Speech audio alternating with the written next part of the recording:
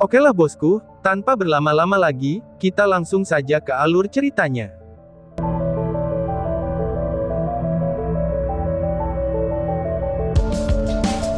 Metode berpasangan mereka, itu diterima dengan hangat oleh para penyihir juga. Itu juga memungkinkan para penyihir untuk dengan cepat menjadi bagian dari keluarga besar Benteng Tenggara, dan bergabung dengan pejuang secara harmonis. Di medan perang, penyihir adalah tombak paling tajam, sedangkan pejuang di samping mereka, adalah tameng terkuat. Akibatnya, saat tombak petir menghujani Bearded Demon, para pejuang yang berperisai segera membuat pertahanan di atas tembok sekuat cangkang kura-kura. Bersembunyi di belakang mereka, para penyihir bahkan tidak bisa melihat tombak petir yang ditutupi oleh perisai. Tombak panjang langsung memantul dari perisai, dan jatuh kembali ke dinding. Ada karakteristik khusus tentang tombak petir dari Bearded Demon. Di belakangnya ada 4 sayap kecil yang akan memastikan tombak terbang lurus dan tidak horizontal. Namun, perisai ini sekarang telah menjadi mimpi buruk bagi para Berserk Demon. Tombak petir yang memantul dari perisai, itu sudah jelas tidak bisa mengidentifikasi teman dari musuhnya. Baru saja menghancurkan 3 gelombang binatang ajaib dan menderita kerugian besar, iblis Berserk sekarang bertemu dengan beberapa ribu tombak cahaya yang menghujani dari langit. Mereka benar-benar datang dengan terlalu tiba-tiba. Pada saat yang sama, iblis mulai mengamuk. Orang-orang yang menemukan tombak petir yang berjatuhan dapat bereaksi dengan tepat waktu, tetapi mereka yang gagal menemukan tombak atau ceroboh menjadi orang yang tidak beruntung. Pada dasarnya, 2/3 dari 5.000 tombak petir telah dipantulkan di bawah dinding. Setidaknya 1.000 iblis Berserk mati, atau dapat dilumpuhkan oleh tombak petir. Miserable bukan lagi kata yang tepat untuk menggambarkan hal ini. Namun, iblis Berserk tetaplah iblis Berserk. Setelah menderita pukulan berat demi pukulan berat dan kehilangan lebih dari 4.000 anggota klan mereka, mereka terus menyerang ke arah tembok Benteng Tenggara. Mereka tiba di tembok dan segera menggunakan duri di lengan mereka untuk menusuk ke tembok, sehingga mereka bisa memanjat dengan cepat. Meskipun dinding Benteng Tenggara agak keras, iblis Berserk bisa menskalakannya selama mereka bisa mendapatkan pijakan sekecil apapun ketika menggunakan durinya. Sekarang, tembok yang berdiri setinggi 100 meter ditutupi oleh iblis Berserk, sementara tentara mata iblis di belakang akhirnya tiba juga. Ada lebih dari 13.000 tentara mata iblis dengan banyak kekuatan besar di antara mereka. Meskipun mereka tidak secepat Berserk Demon, mereka juga tidak lambat. Lagi pula, mereka punya 3 kaki. Namun, Demonic Eye Soldier tidak seceroboh Demon Berserk, dan mereka sangat pintar.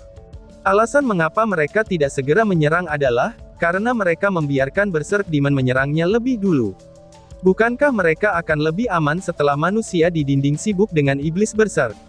Mereka telah menghitung situasinya dengan sangat baik, itulah sebabnya mereka baru saja mencapai tembok. Prajurit mata iblis ini terkenal karena memiliki mata yang berjumlah 12, iblis ini juga bisa menghasilkan pekikan yang tajam. Segera, semua prajurit mata iblis jatuh ke dalam formasi, dan semua mata mereka terpaku pada dinding.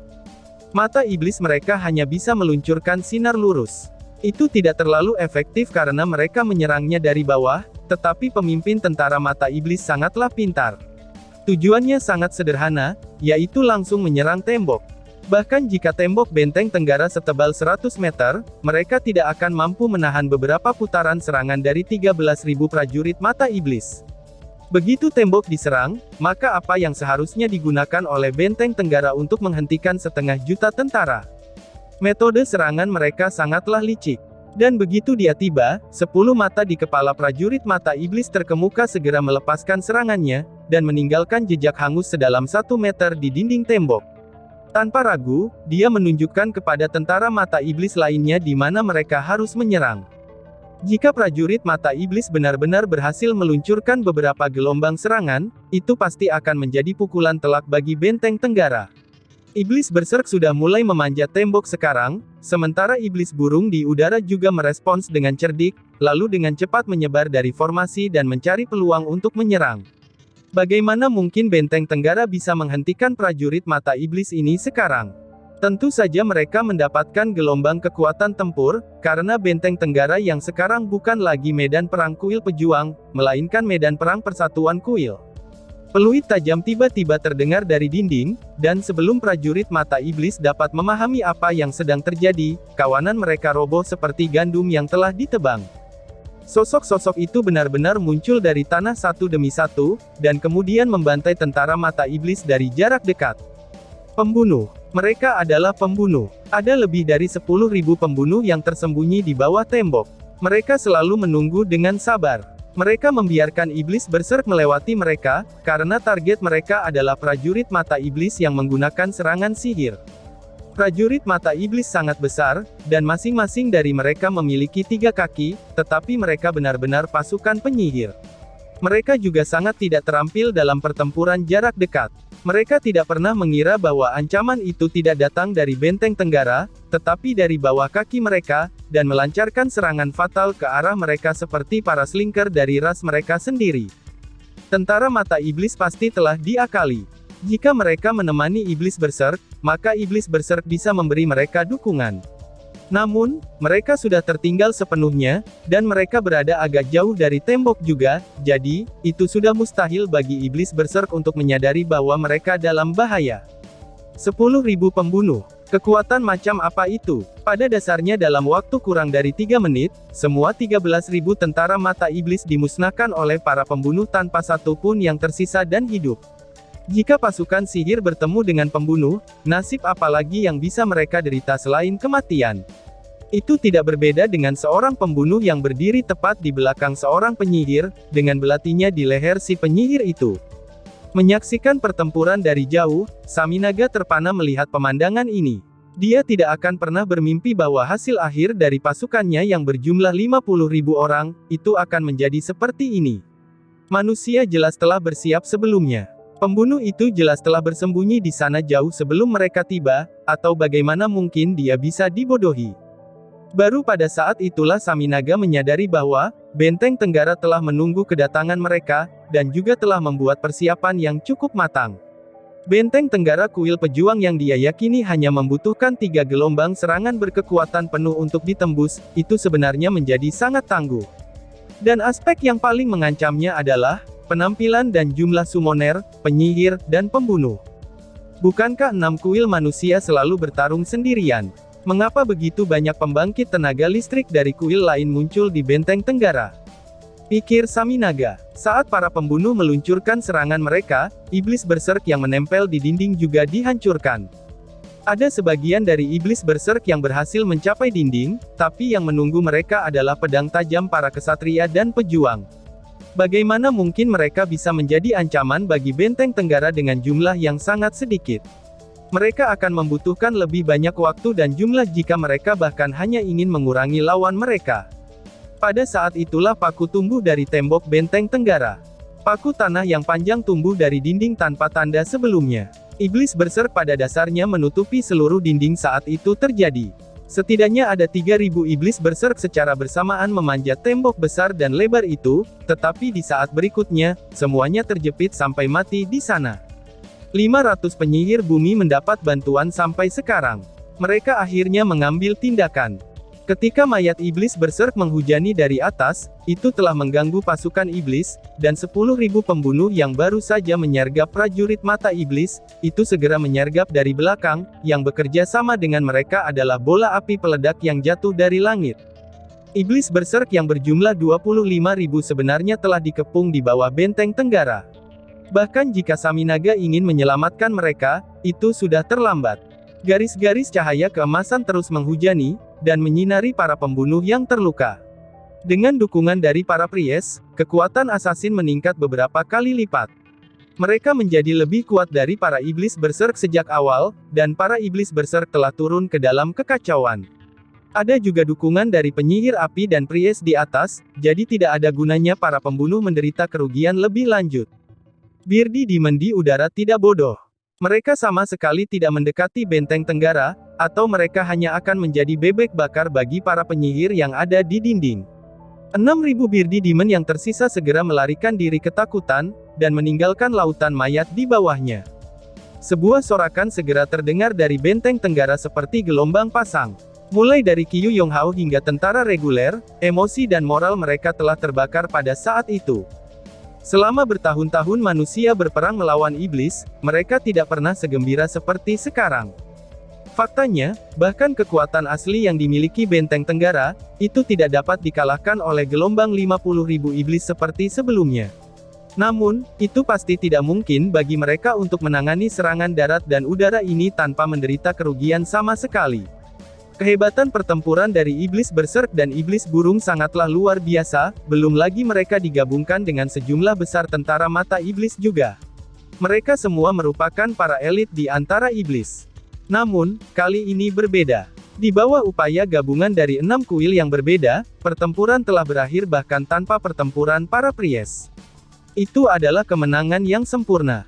Iblis berserk dan tentara mata iblis benar-benar dimusnahkan, sementara mereka juga hampir kehilangan setengah dari iblis burung. Dengan kerugian yang begitu besar, bahkan panglima perangnya, Saminaga, dia menjadi sangat marah. Itu hampir 1/10 dari kekuatan mereka yang telah dimusnahkan. Meskipun itu bukan kekuatan utama mereka, itu masih merupakan bagian yang sangat penting dari kekuatan mereka. Ini adalah keuntungan yang datang dengan 6 kuil yang bekerja sama. Kombinasi dari banyak kuil ternyata jauh lebih efektif daripada 6 kuil yang bertarung sendirian. Ini adalah pertama kalinya keuntungan dari persatuan kuil ditunjukkan di medan perang, yang juga membawa kemudahan bagi pusat kekuatan dari 6 kuil di Benteng Tenggara. Kekuatan keseluruhan mereka tidak sebesar iblis, tetapi di bawah upaya gabungan mereka, akan sangat sulit bagi iblis untuk menembus celah gunung. Informasi yang tiba sangatlah tepat waktu, dan memungkinkan mereka melakukan persiapan yang cukup. Wajah Saminaga memucat karena marah, saat matanya bersinar dengan kejam. Kirim elang iblis berkepala ganda ke pertempuran dengan iblis Birdi, dan juga kirim Blazing Lion, Demonic Wolf, dan Panther Demon. Suruh pembawa iblis untuk mendukung mereka. Suruh juga Daik Demon yang menyembunyikan diri itu untuk keluar, aku ingin melihatnya, berapa banyak lagi jebakan yang mereka miliki. Gep, Stolas, Phoenix, kalian juga pergi berperang dan dukung pasukan. Bahkan jika kamu tidak dapat merebut Benteng Tenggara, aku ingin kamu membuat terobosan, ucap Saminaga. Siap, 3 dewa iblis muncul dari belakang. Setelah menyapa Saminaga dengan sopan, mereka melesat dengan 3 garis cahaya. Tentara iblis berangkat sekali lagi untuk menggedor tembok pertahanan. Apakah itu kualitas atau kuantitas, pasukan iblis kali ini terlihat telah meningkat. Mereka berjumlah lebih dari 100.000, dan bergegas menuju Benteng Tenggara sekali lagi melalui darat dan udara. Demonic Wolf dan Panther Demon dengan cepat menyerang ke depan di bawah perlindungan Blazing Lion yang besar di sepanjang tanah, sementara Birdi Demon yang telah dipukul mundur sebelumnya, itu berkumpul kembali dengan Dual Head Demon Eagle untuk membentuk serangan yang lebih kuat di udara. Yang terpenting adalah, lebih dari selusin pembawa iblis telah muncul di antara mereka. Tidak hanya pembawa iblis yang merupakan pasukan sihir udara tercepat di antara para iblis, mereka juga bisa melumpuhkan lawan mereka. Lendir mereka yang menjijikkan dapat menimbulkan ketakutan di hati manusia manapun, itu terlepas dari statusnya. Terlebih lagi, pasukan kali ini dipimpin oleh Dewa Iblis. Itu benar-benar berbeda dari serangan menyelidik sebelumnya. Melihat pasukan iblis yang menakutkan di kejauhan, Qiyu Yonghao mau tidak mau merubah ekspresinya. Jika hal ini terjadi di masa lalu, pasukan iblis seperti ini bisa membuat Benteng Tenggara menderita kerugian besar, atau bahkan nyaris meruntuhkannya. Semua dewa iblis bervariasi dalam ukuran dan bentuk, tetapi jarang muncul di medan perang. Akibatnya, bahkan sebagai kepala kuil pejuang sebelumnya, Qiyu Yonghao tidak dapat mengetahui kekuatan dari ketiga dewa iblis ini. Namun, dia tahu dari 3 pilar dewa iblis yang bersinar di kejauhan, bahwa dewa iblis ini pasti tidak berada di peringkat paling bawah. Jangan khawatir kepala kuil Qiyu, aku mengenali ketiga dewa iblis ini, kata Ye Sanmi dengan mantap dari samping Qiyu Yonghao. Semua pahlawan abadi saat ini mengenakan jubah besar yang menutupi tubuh mereka. Mendengarkan suara tenang Ye Sanmi, Qiyu Yonghao mau tidak mau menjadi agak malu. Di hadapan iblis yang kuat, dia masih tidak bisa untuk tetap tenang. Itu adalah Dewa Iblis ke-33, Gep, Dewa Iblis ke-36, Stolas, dan Dewa Iblis ke-37, Phoenix. Ketiganya berspesialisasi dalam dukungan dan sihir, sehingga mereka dapat memainkan peran yang cukup besar di medan perang. Kecakapan pertempuran individu mereka hanya begitu-begitu saja, ucap Ye Sanmi. Ye Sanmi mungkin telah tertidur selama beberapa ribu tahun, tetapi pemahamannya tentang Dewa Iblis masih lebih baik daripada anggota penting kuil pejuang. Selain Kaisar Dewa Iblis, nama semua Dewa Iblis tidak akan pernah berubah. Dengan kata lain, tidak peduli generasi mana Dewa Iblis bulan itu, mereka semua adalah Agares, sedangkan Dewa Iblis bintang semuanya akan disebut Vassago. Inilah mengapa dia bisa menyebutkan tiga Dewa Iblis ini. Menyebutkan nama mereka, informasi mengenai ketiga Dewa Iblis ini langsung terlintas di kepala Qiu Yonghao. Dia berkata dengan tegas, Gap dikenal sebagai Dewa Iblis misterius. Dia terampil dalam sihir misterius dan terampil dalam dukungan skala besar. Di antara 72 Dewa Iblis, pada dasarnya dia adalah satu-satunya Dewa Iblis yang hanya murni berfokus pada dukungan. Kekuatan pribadinya sangat lemah, tapi untuk bisa menduduki peringkat 33, kemampuan pendukungnya sudah jelas sangat kuat. Stolas dikenal sebagai Dewa Kutukan Iblis. Dia terampil dalam berbagai kutukan, dan itu yang membuatnya sangat merepotkan. Phoenix dikenal sebagai Dark Phoenix. Dia terampil dalam sihir api dan kegelapan. Meskipun dia peringkat terendah dari mereka bertiga, dia memiliki kekuatan tempur terkuat, ucap Qiu Yonghao. Setelah melafalkan kemampuan dari tiga Dewa Iblis itu, hati Qiu Yonghao menjadi sedikit lebih berat. Ketiga Dewa Iblis ini pasti bisa memainkan peran yang menakutkan di medan perang, tetapi itu juga menunjukkan bahwa Saminaga tidak dapat benar-benar untuk tetap tenang setelah kegagalan sebelumnya. Gelombang serangan ini tidak akan mudah untuk dihentikan. Tinggalkan Gap dan di mencari untukku, ucap Ye Sanmi, lalu ia berkata dengan acuh tak acuh, iblis tidak tahu tentang keberadaan kita, jadi aku akan memberi mereka hadiah. Namun, itu akan menjadi satu-satunya kesempatanku. Akibatnya, aku hanya bisa mengurus salah satu dari tiga Dewa Iblis. Begitu aku menyerang salah satu dari mereka, dua lainnya pasti akan mengalami transformasi Dewa Iblis. Ini akan menjadi pertarungan yang sulit, ucap Ye Sanmi. Saat mereka membahas taktik pertempuran, pasukan iblis di kejauhan sudah semakin dekat. Arcane Demon God Gap sepertinya tidak berbeda dengan manusia. Rambut biru tua yang panjang jatuh ke punggungnya, saat dia mengenakan jubah perak yang mewah. Namun, dia tampaknya agak malang dengan hidung besar bengkok dan mata bulat. Dia juga membawa tongkat sihir berwarna biru tua. Dia terbang dengan mengendalikan elemen di udara. Dia tidak menggunakan sayap sama sekali. Saat dia terbang, Gap bernyanyi untuk dirinya sendiri. Segera, cahaya di udara segera menyelimuti pasukan iblis di bawahnya. Segera setelah itu, hampir 10.000 iblis di bagian paling depan diselimuti oleh cahaya biru ini, dan mereka tiba-tiba menyerbu ke depan dengan kecepatan yang jauh lebih besar. Sihir misterius, peningkatan agility.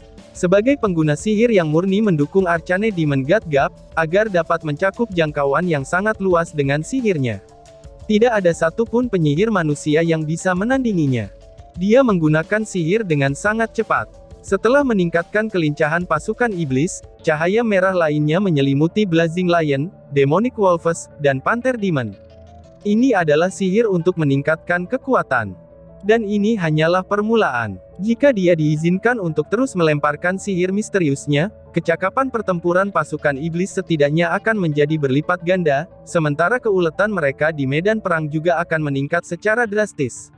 Dan ini terjadi karena Gap belum menjalani transformasi Dewa Iblisnya. Transformasi Dewa Iblis hanya bisa bertahan dalam waktu terbatas, itu sudah jelas, dia ingin menggunakannya pada saat yang paling penting. Namun, yang tidak dia ketahui adalah, dia sudah menjadi target Ye Sanmi. Selain Gap, Stolas dan Phoenix belum mengambil tindakan, karena jangkauan mereka tidak sebesar Gap, dan kekuatan mereka akan digunakan untuk melawan musuh. Akibatnya, mereka harus lebih dekat ke benteng Tenggara sebelum bisa menggunakan kekuatannya. Gap masih 5 km lagi dari benteng Tenggara. Bahkan untuk kutukan penargetan tunggal, hampir tidak ada yang bisa mencapai sejauh ini, jadi, dia tidak merasa berada dalam bahaya sama sekali. Di dinding benteng Tenggara, Ye Sanmi melepas jubahnya, dan memperlihatkan wajah tuanya.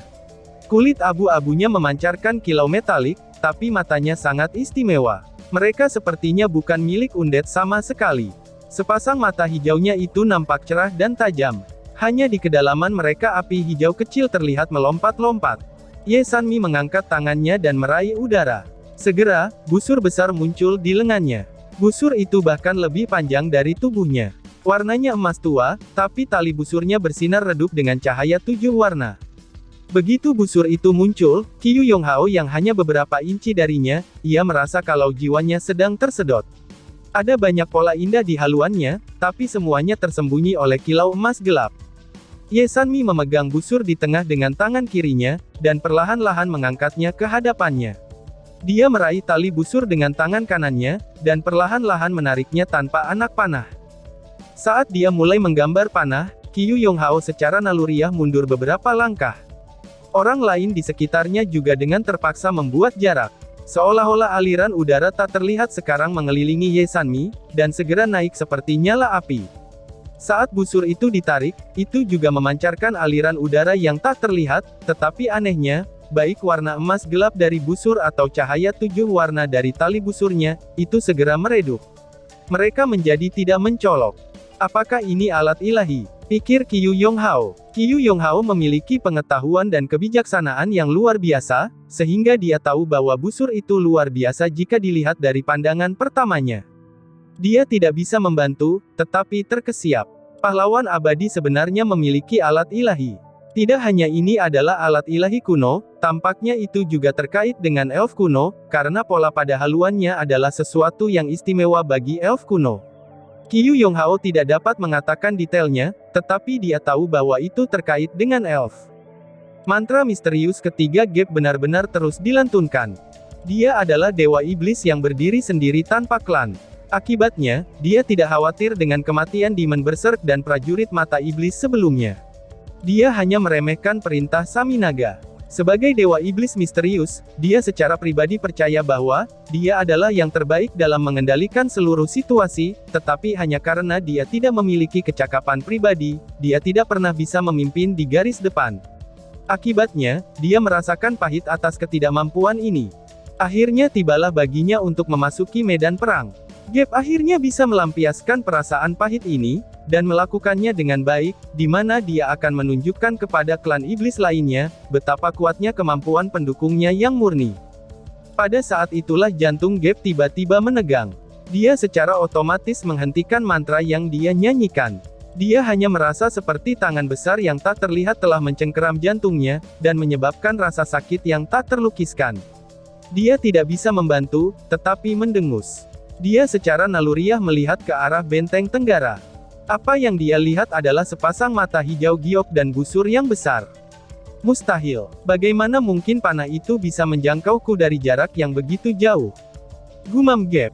Saat Gap merasa tidak bisa berkata-kata karena terkejut, dan menolak untuk percaya, bahwa dia dapat diserang pada jarak seperti itu, api hijau melesat ke langit dari atas tembok, dan segera mencapai ketinggian lebih dari 100 meter. Bola api yang tiba-tiba muncul itu telah membuat para iblis melompat ketakutan. Setelah itu, setitik cahaya 7 warna melesat seperti sambaran petir dari cahaya hijau di udara. Ini buruk, aku adalah targetnya. Gap meraung dalam kesadarannya, saat rasa bahaya membuatnya segera menggunakan kekuatan pilar dewa iblisnya.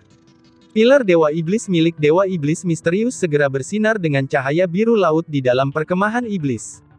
Simbol yang menyala di pilar, itu seperti mereka telah dihidupkan kembali, dan mereka segera naik ke udara untuk membentuk simbol yang lebih besar yang bergegas menuju Gap. Namun, masih sedikit terlambat saat Gap bereaksi. Saat setitik cahaya 7 warna ditembakkan dari haluan, udara dalam jarak 100 meter dari Ye Sanmi berdengung. Cahaya 7 warna hanya terbang sejauh 100 meter sebelum benar-benar menghilang. Dan tiba-tiba saja bersambung. Sekian dan terima kasih banyak.